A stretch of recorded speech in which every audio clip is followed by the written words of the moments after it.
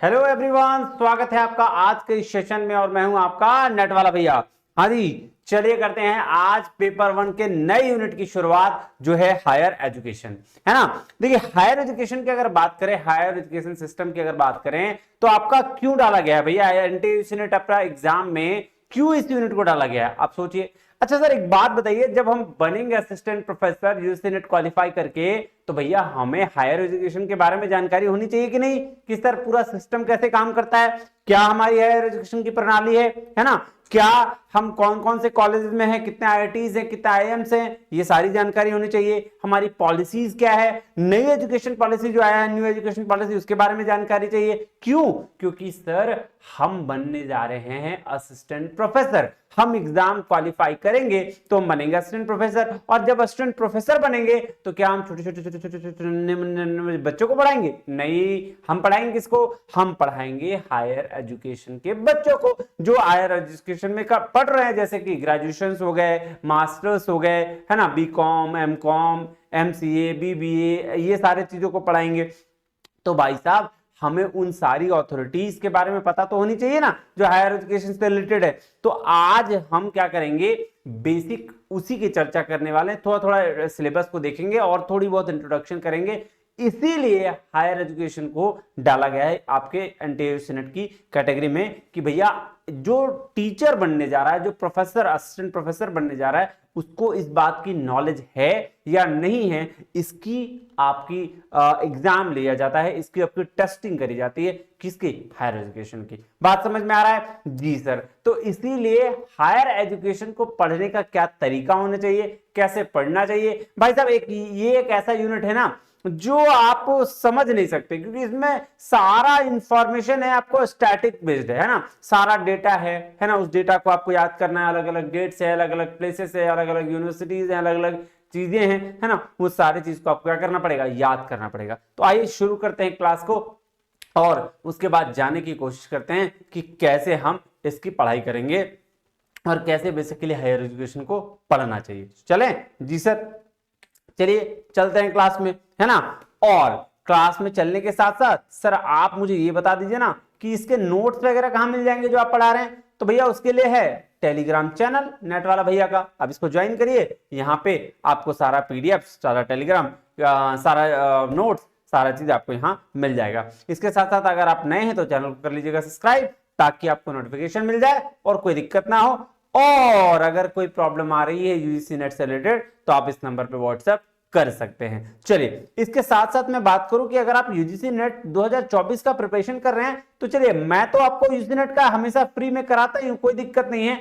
इसके साथ आपको फ्री में यहां पे लेक्चर्स भी अवेलेबल है। कहां से अवेलेबल है? यहीं के इसी चैनल के प्लेलिस्ट में जाइएगा, और प्लेलिस्ट में ये सारे लेक्चर्स ऑलरेडी अवेलेबल है। जैसे हायर एजुकेशन के 23 लेक्चर्स अवेलेबल है, जिसमें आपको टोटल हायर एजुकेशन ऑलरेडी कराया जा चुका है। तो हम फिर से रिवाइज कर रहे हैं, फिर से अच्छे तरीके से पढ़ रहे हैं, नई तरीके से पढ़ रहे हैं। तो अभी हम क्या करने वाले हैं, इंट्रोडक्शन करने वाले हैं। अगर आपको जल्दी देखना है तो आप वहां से भी देख सकते हैं। ये हमारे पुराने रिकॉर्डेड लेक्चर्स हैं, जो पुराना हमने रिकॉर्ड करके रखा हुआ है।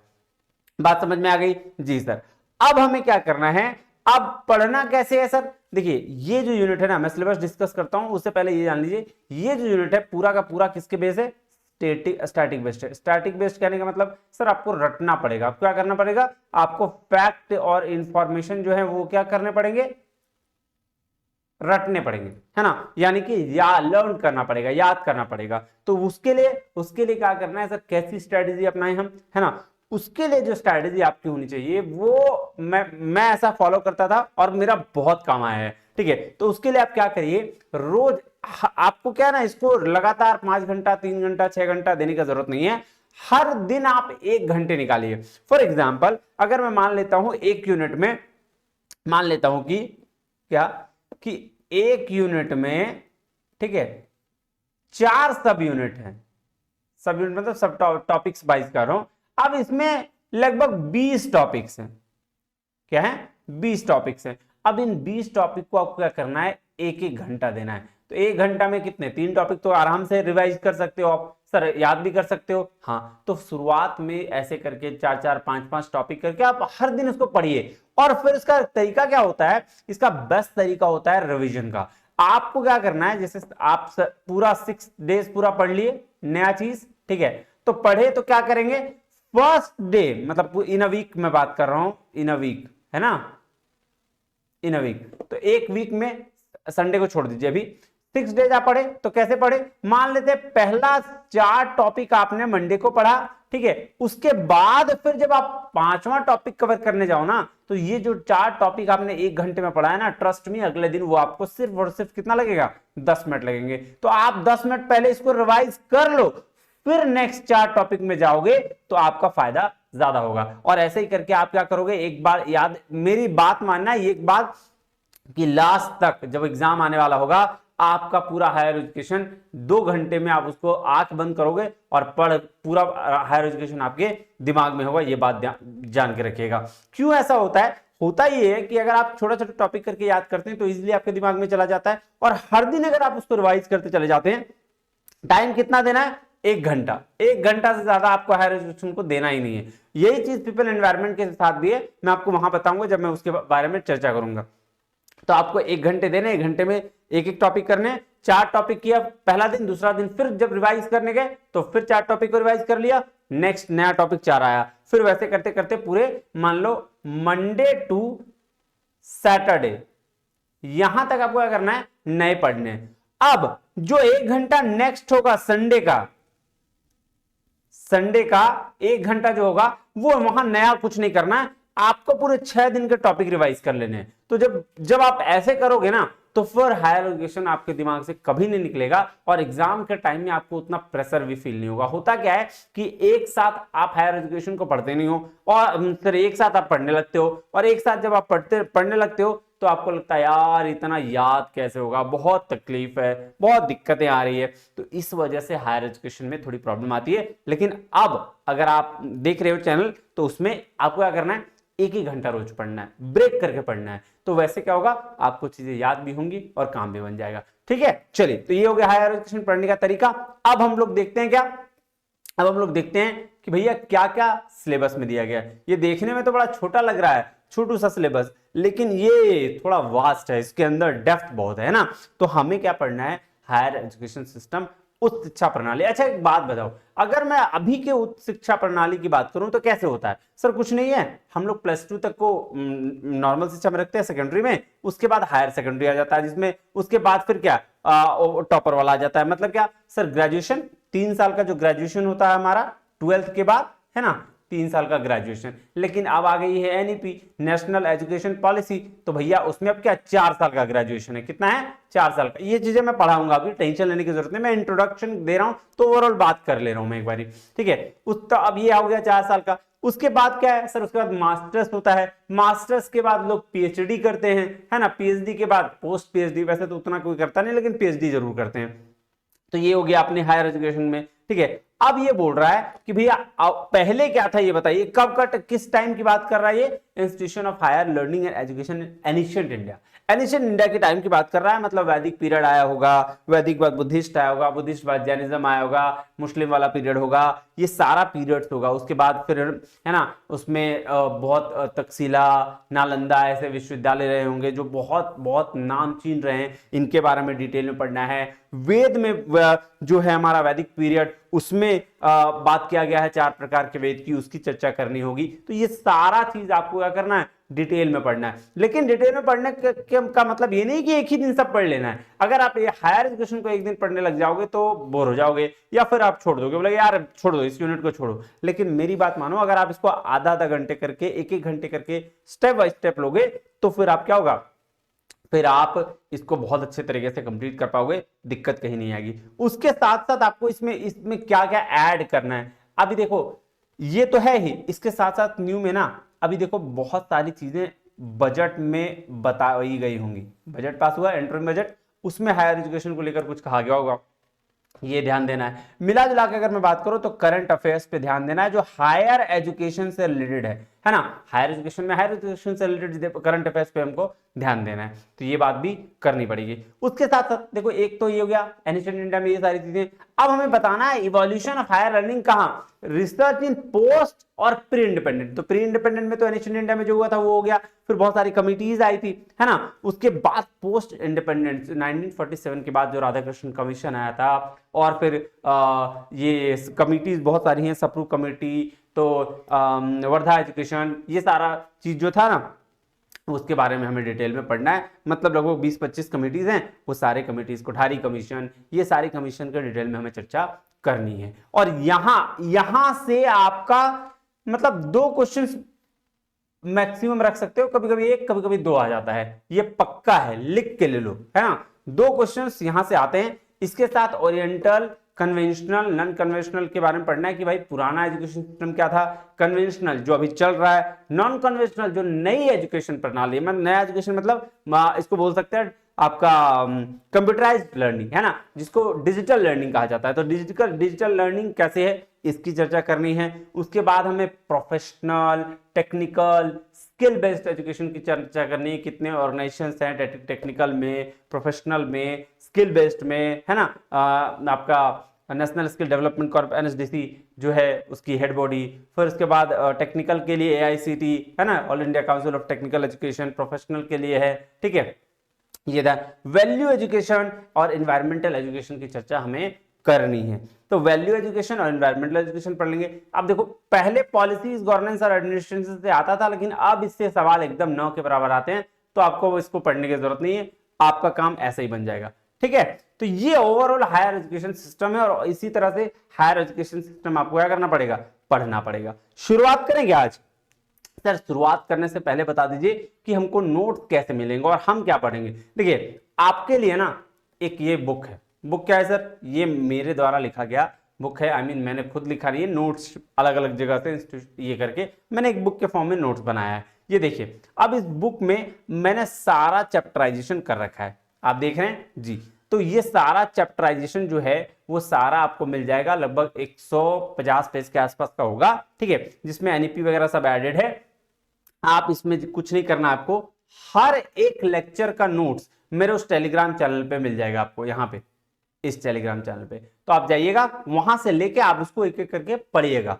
अब मैं जो शुरू करने जा रहा हूं, मैं आपको बहुत शॉर्ट में, बहुत सही तरीके से, एकदम प्रिसाइज वे में बताने वाला हूं। ये वाला जो पीडीएफ है, ये जो आपको दिख रहा होगा, ये आपको मिल जाएगा मेरे टेलीग्राम चैनल पे। इसको लीजिएगा, इससे पढ़िएगा, आपको बहुत सारा फायदा होगा, है ना।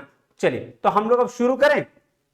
आइए शुरू करते हैं। क्या शुरू करें सर, थोड़ा सा इसको देख लें, ज्यादा दिमाग लगाने की जरूरत नहीं है, थोड़ा बहुत चर्चा करते हैं आज कि sir higher education ancient India में अगर शुरुआत हुआ होगा तो कैसे हुआ होगा, है ना। अगर मैं बात करूं हायर एजुकेशन की, तो सबसे पहले कौन सा पीरियड होगा, सबसे पहले किस पीरियड में क्या बातें हुई होंगी। तो सर सबसे पहले जो पीरियड आया था ना, उसका नाम था वैदिक पीरियड। अब देखो, वैदिक पीरियड नाम ही से लग रहा है किसकी बात होगी,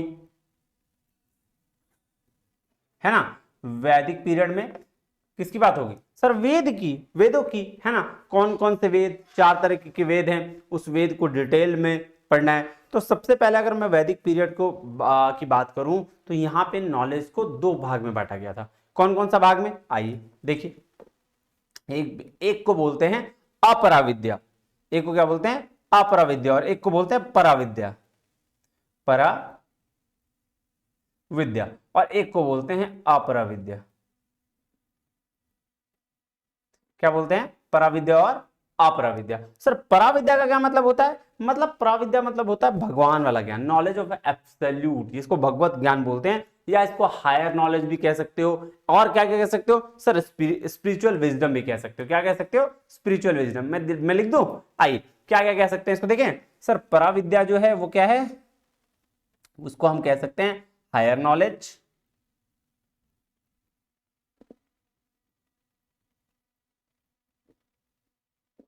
इसको स्पिरिचुअल विजडम भी कह सकते हैं,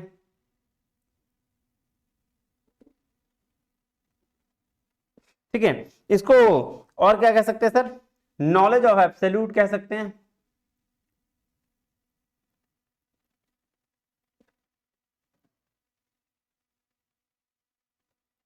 इसको क्या कह सकते हैं, नॉलेज ऑफ एब्सोल्यूट। तो ये हो गया, या फिर इसको अगर बोलेंगे तो भगवान का ज्ञान,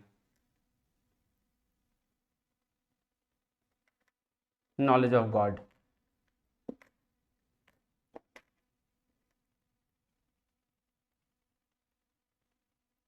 नॉलेज ऑफ गॉड, है ना। तो ये हो जाएगा। अगर मैं बात करूं अपराविद्या, तो सर इसको क्या बोलेंगे, इसको लोअर नॉलेज कहा गया है। क्या कहा गया है, लोअर नॉलेज।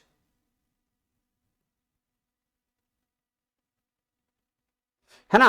और क्या कहा गया, मतलब इसको नॉलेज ऑफ द वर्ल्ड भी कहा गया है। क्या बोला गया है, नॉलेज ऑफ द वर्ल्ड, सांसारिक ज्ञान।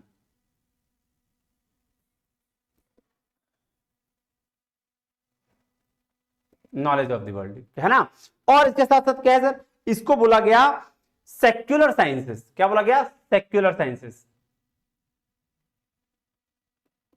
देखिए ये दो नॉलेज थी, तो दो नॉलेज कहने का मतलब है कि एक ज्ञान बोला गया भगवत ज्ञान, जो किससे मिलता है, वेदों से मिलता है। एक होता है नॉलेज ऑफ वर्ल्ड, जो लोअर नॉलेज को बोला गया, वो संसार की चीजों से मिलता है। किससे मिलता है, संसार के, जो आप एक्सपीरियंस करेंगे उस बेस पर चीजों से मिलता जाएगा आपको।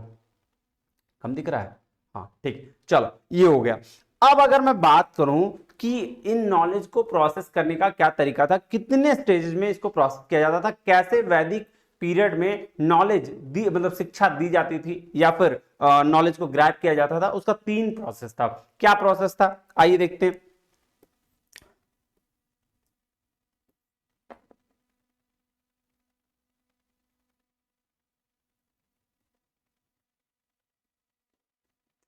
प्रोसेस ऑफ नॉलेज इन वैदिक पीरियड क्या था भाई साहब। सबसे पहले क्या होता था, सबसे पहले श्रवण करने का काम किया जाता था, कि जो लोग वेदों के बारे में बता रहे हैं उसको श्रवण करना है। श्रवण मतलब सुनना, सुनने का काम। उसके बाद क्या था, उसका था मनन। श्रवण मतलब सुनना, मनन मतलब थिंक करना, सोचना। और फिर तीसरा था निध्यासन। निध्यासन का मतलब होता है उसको अपने लाइफ में उसको अप्लाई करना, अप्लाई इनटू रियल लाइफ, जो आपके लाइफ है उसमें अप्लाई करना। तो सीधा सीधा बेसिक सा फंडा क्या गया कि भैया वैदिक पीरियड में जो वेदों से नॉलेज दिया जाता था, सबसे पहले लोग उसको सुनते थे, उसके बाद उस पर चिंतन करते थे, मनन करते थे, और फिर उसको अप्लाई करते थे रियलिटी लाइफ में, रियल लाइफ में उसको अप्लाई करने का काम किया जाता था। श्रवण, मनन और निध्यासन, है ना। ये बात ध्यान में रखिएगा। चलिए मैं इसको लिख देता हूं। क्या क्या था जी, ध्यान दीजिए, बताइए। सबसे पहले था श्रवण।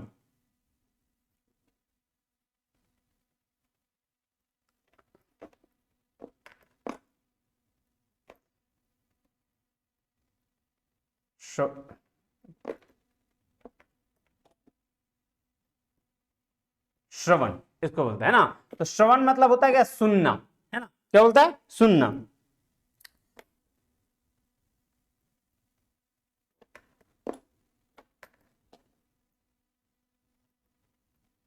Acquiring knowledge by listening. ठीक है, यही हुआ, जिसको हम लोग क्या बोलते हैं, श्रुति बोलते हैं, श्रुति बोल सकते हैं। दूसरा क्या था भैया, दूसरा था मनन। ठीक है, मनन का मतलब होता है चिंतन करना, थिंग्स, है ना। इसका क्या मतलब है, things. Analysis what they heard, है ना। यहां क्या करते थे, प्यूपिल्स जो थे वो थिंक करते थे। ठीक है, तो एनालिसिस व्हाट दे हर्ड, जो उन्होंने सुना उसको एनालाइज किया। और फिर जो तीसरा होता था वो होता था निध्यासन।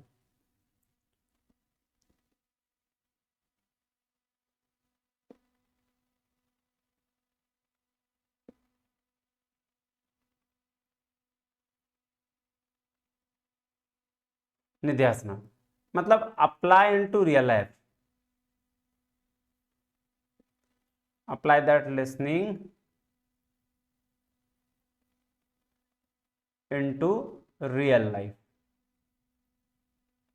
है ना। ये जो है ना, ये हमारा मतलब रियल काम भी होता है कि देखो यार, हम सुनते सबकी हैं, है ना, करते अपनी है, ठीक है, जो सुनते हैं उस पे एक्शन नहीं लेते, ये हमारा रियल काम भी है।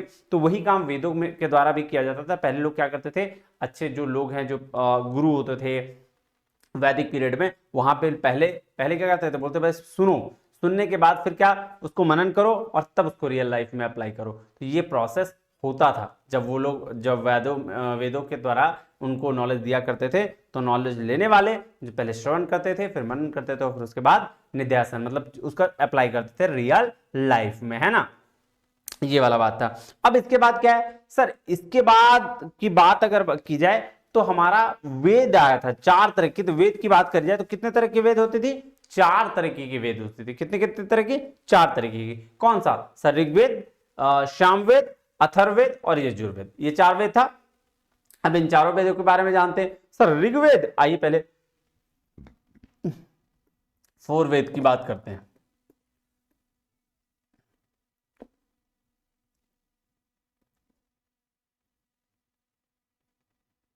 4 वेदास, है ना, 4 वेद थे जी। अब 4 वेद की अगर मैं बात करूं तो कौन कौन से वेद थे भाई।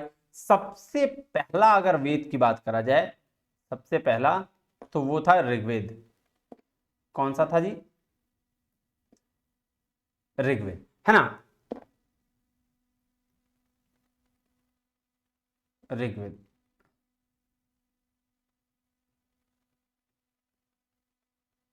ऋग्वेद, है ना। अब ऋग्वेद की बात करा जाए तो यहां पे क्या हुआ था, यहां सबसे पहले गायत्री मंत्र मिला था। ये गायत्री मंत्र यहीं पे पाया गया था, फाउंड गायत्री मंत्र,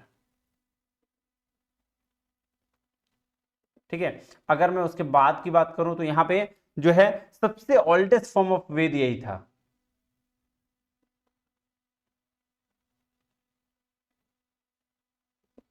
सबसे ओल्डेस्ट फॉर्म। उसके बाद अगर बात करें तो यहां पे हिम्स जो था, कलेक्शन ऑफ 1028 हिम्स की यहां से हुई थी।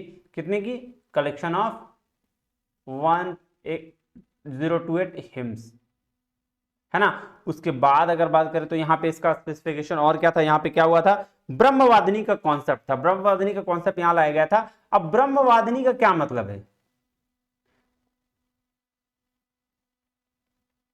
देखिए ब्रह्मवादिनी का मतलब होता था, एक मिनट,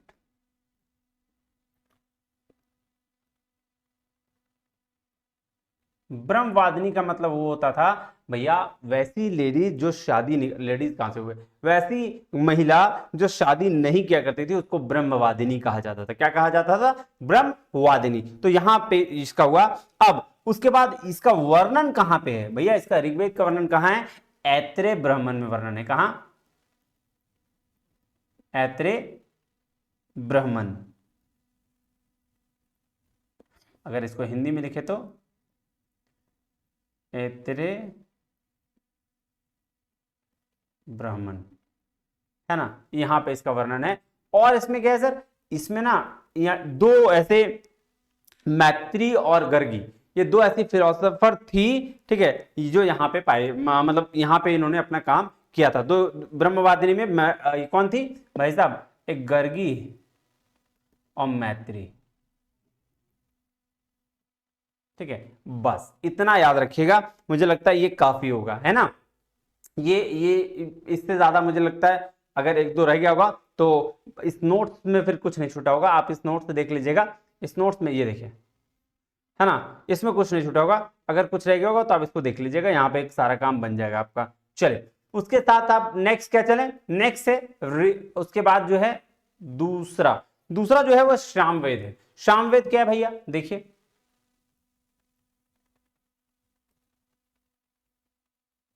सामवेद। अगर मैं सामवेद की बात करूं तो यहां सामवेद में ना इंडियन म्यूजिक सिस्टम की शुरुआत जो हुई थी यहीं से हुआ था। इसका इन्वेंशन यहां से हुआ था। शुरुआत बेसिक एकदम फाउंडेशन जिसको बोलते हैं ना, foundation of Indian music system यहीं से आया था।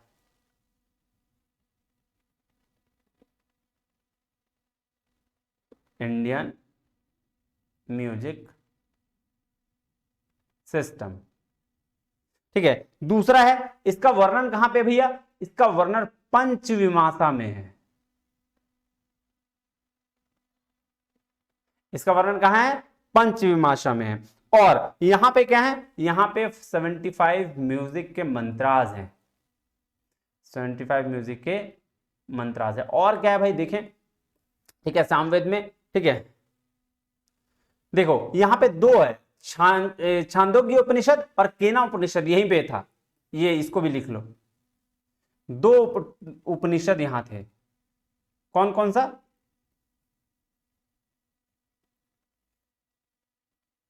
छांदोग्य और एक था कीना उपनिषद।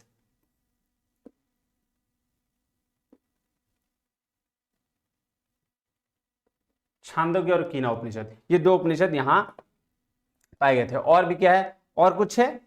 ठीक है, बस यही था, इतना, ये काफी है किसके लिए? सामवेद के लिए। अब तीसरा जो वेद था, तीसरा वेद था यजुर्वेद। कौन सा वेद था? यजुर्वेद।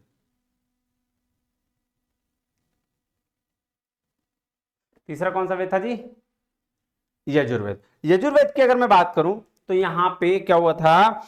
कलेक्शन, जो बहुत सारे मंत्र उच्चारण यहां सिखाए गए थे, कलेक्शन ऑफ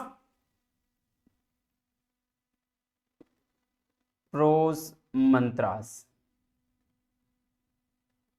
है ना, एक तो ये। उसके बाद इसका वर्णन कहां था? इसका वर्णन था शतपथ में, शतपथ, है ना,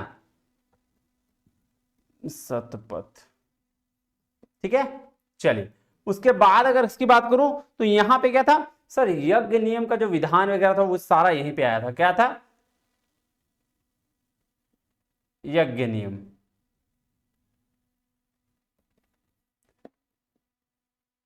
ठीक है, ये हो गया। चैंटिंग यहीं से शुरू हुई थी। और कुछ है देखा जाए? देखिए, it is divided into two sections, the earlier Krishna Yajurveda और मोर रिसेंट शुक्ला यजुर्वेद। अच्छा, इसको छोड़ो। हाँ, कब से? 1200 से 800 बीसी के बीच में ये था, ठीक है, खत्म। इंपॉर्टेंट उपनिषद देखो, यहां पे 5 उपनिषद थे। कौन? ये बृहदारण्यक, ईशा, तैत्तिरीय, कथा और मैत्री। ये इसको याद कर लीजिएगा, बात खत्म। इसमें और कुछ नहीं है। बोल रहा है Brihadaranyaka is among earliest extensive discussion. देखो, धर्म, कर्म और मोक्ष की बात यहीं पे बात करी गई थी यजुर्वेद में। किसके? धर्म, कर्म और मोक्ष की बात। हिंदू में सबसे, जो सनातन धर्म है उसमें सबसे बड़ा बात होता है धर्म, कर्म और मोक्ष, वो यहीं पे बात करी गई थी। कि लिख ले तो, धर्म, कर्म और मोक्ष, है ना, इसकी बात यहां करी गई थी। ये बात ध्यान में रखें जी। इसके साथ साथ क्या एक और वेद है सर? कौन सा वेद है? अथर्ववेद।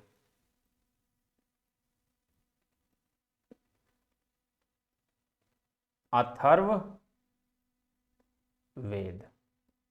अब देखो, अथर्ववेद की अगर बात करें तो जो जितने ब्लैक मैजिक्स थे ना, जादू टोना, है ना, यहीं पे इसका वर्णन है।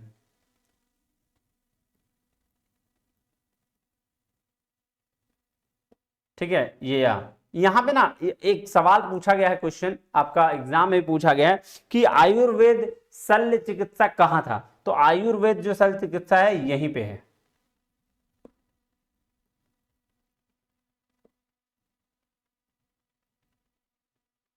यहां अवेलेबल है, ठीक है। और इसका वर्णन कहां है? इसका वर्णन जो है गोपथ में वर्णन है। कहां वर्णन है? गोपथ में, ठीक है। इसका वर्णन कहां है? गोपथ में वर्णन है, ये बात ध्यान में रखिएगा। तो बेसिक जो आपका काम है किसका? आपके वैदिक पीरियड का, वो ये 4 वेद पर डिपेंडेंट करता है। अब 6 दर्शन भी हैं, जैसे संख्या, योगा, न्याय, वैशेषिका, कनादा, वेदांता। देखो, तो ये सारे जो है ना, ये दर्शन है ना। उसी तरह से कुछ वेदांगा भी हैं, ठीक है, दर्शन है, वेदांगा है। उसके बाद कुछ एजुकेशन सिस्टम है, तो ये सारे इसमें आ जाते हैं। आपको वो सारा चीज हम डिटेल में और भी पढ़ाएंगे, है ना। आज के लिए बेसिक इंट्रोडक्शन यही रखते हैं, ये चीज याद रखिएगा, इसको नोट डाउन करिएगा, और ये आपके इंपॉर्टेंट है, इसको लिख लीजिएगा।